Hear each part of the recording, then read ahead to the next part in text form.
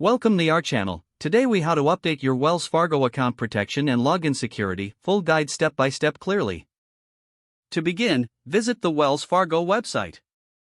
Log into your account using your username and password.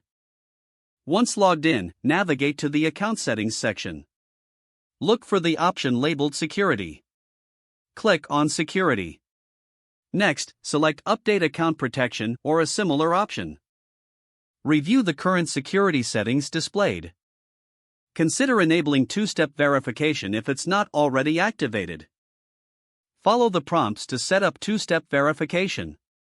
You may need to enter your mobile phone number or email address. After entering your information, choose your preferred method for receiving verification codes. Once selected, click Continue to proceed.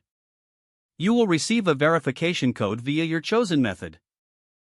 Enter the code into the provided field and confirm it. Next, return to the Security Settings section. Look for alerts and notifications regarding your account. Adjust your notification preferences as desired. It's also important to update your password regularly. Select the option to change your password. Create a strong, unique password. Make sure it meets Wells Fargo's security guidelines.